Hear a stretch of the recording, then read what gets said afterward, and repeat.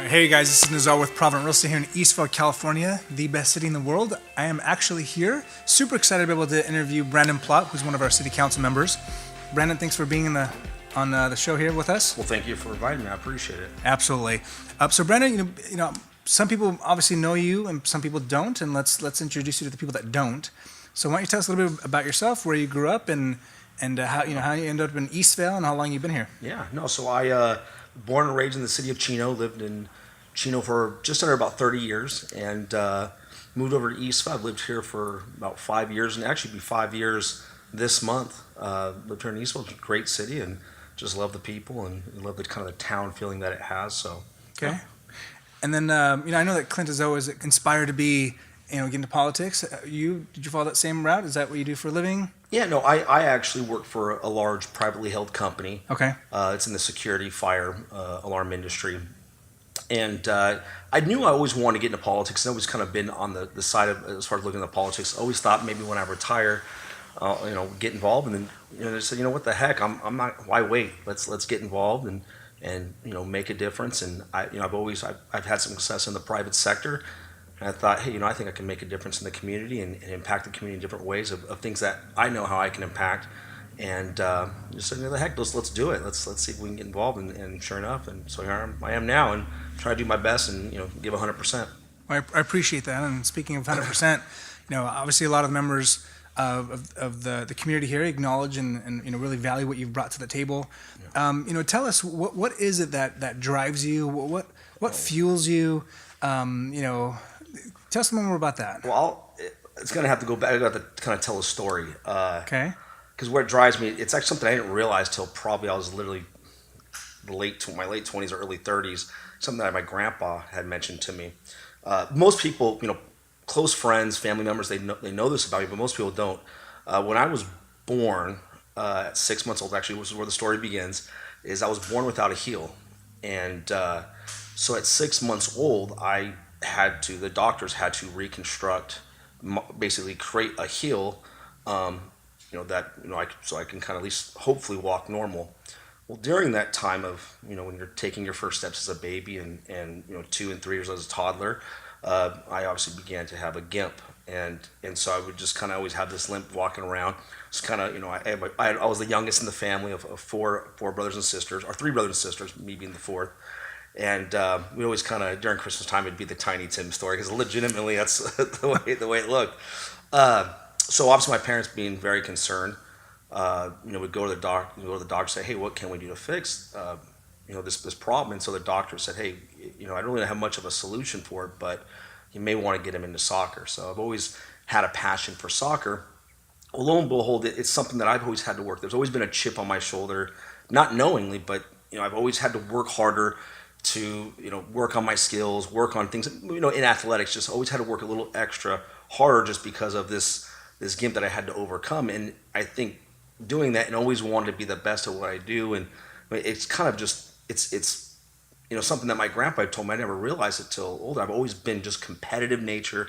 I've always had to want to work harder than the next person, do different things. And I never really realized until my grandpa had sat me down. It's like, why the way you are, and kind of related back to the story as younger and watching me grow up. And so it's always not really knowing that, but knowing now that it's always just kind of been part. It's actually become nature of me to always just work hard and to overcome any challenges that go in front of you. And it's shown itself in the professional world as well. So not just in athletics or like that. It's interesting that you share the story, because most of the time, at least as a parent, I would want to protect my kid and be like, don't do anything, let alone go play sports that would cause you more harm potentially. So that's interesting that both the doctor and your parents felt encouraged enough to be able to kind of lead you down that path. Yeah. And how that's kind of showed itself as who we are today. So that's awesome that you're able to attribute that to. Yeah, it's also kind of a lesson where your weaknesses can become your strengths. Over time, if you work at something, it actually it can be a positive for you. So I've always appreciated it. Even I just don't appreciate the arthritis now that's built up in my foot, but nevertheless, it's always a reminder of who I've actually become and kind of molded my personality. Absolutely, and I know that you still play today, so that's awesome. Yeah. So tell us how you've used that passion to do good in our community. Like obviously, you guys get paid peanuts, right? If pretty much nothing, virtually. So it's kind of a pro bono type of a thing you do. Tell us, what good you feel you've done, and what do you see is one of the biggest things that you've brought to the table here? Yeah, there's, it's not, one thing I'll say is that it's never one council member alone. It's a multiple of key players. It's the council members, the mayors, city staff, right? There's a lot of people that go into the success. It's never just one person that drives a city's success. There's a lot of people Sure. that get involved. But, as a city collectively, what we've done, I mean, obviously, a lot of people in the Eastvale know about Costco coming in and really focusing on economic development, In-N-Out coming in. There'll be several other retailers coming into our city, which will help our sales tax generation growth, which in lieu helps our general fund revenue, which in lieu helps build our public safety, hire more patrol hours in our city. On that, something that we've also been able to accomplish is to add 10 more additional patrol hours. We voted on that about 2 months ago, 3 months ago, voted on that. So being a part of that and kind of help seeing the vision with the other council members and with city staff has been very helpful. One of my biggest pride and joys, though, if people are familiar with kind of what's going on in Eastvale, is one of the visions I had while I was campaigning, and the same thing with Councilman Rigby while he was campaigning, and one of our really active citizens, Don Pettinger, who runs the Eastvale Crime Report pages. We've got together and we wanted to build this citywide neighborhood watch program, and it's been awesome, to say the least. And so we actually started this program last May.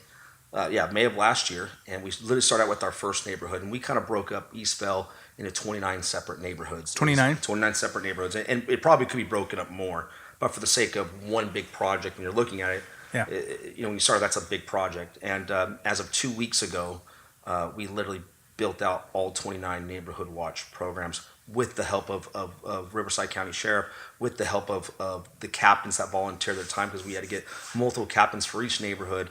And now we actually have a platform where we actually can honestly say that every neighborhood has their own Facebook page where they can communicate on. They have a multiple of captains, and so now we can actually go in and implement changes in neighborhoods, right? Create the greatest level of deterrence for each neighborhood, create greater awareness, and it's showing results. There literally is, Riverside County Sheriff is also kind of attributed along with them, obviously that they do a fantastic job, but has also recognized our neighborhood watch program as being very helpful in the success of a lot of captures of criminals. So it's working. We're not done yet. We're continuously working and trying to refine it and make it better. But it's one of the greatest accomplishments, you'll know this, Nazar, is one of the greatest accomplishments. When you have something, you have a vision, and we had a vision set out, and you see it from the beginning, and then you see where it's at now. There's such an enjoyment in that, knowing this. You take on these big projects and you get it done. I never thought it'd be this quick. Again, in a year we've completed this out. We're not done. We're only halfway through because we got to implement some ideas that we want. But it's it's a big accomplishment. And one more point I do want to make about the neighborhood watch is, just like you as an organization, you have an infrastructure for your business, right? You have a support structure, infrastructure that helps your employees be the best they can be, right? Neighborhood watch has always been looked at as very, arbitrary, where you just have captains that go out and they do the best they can to support their neighborhood.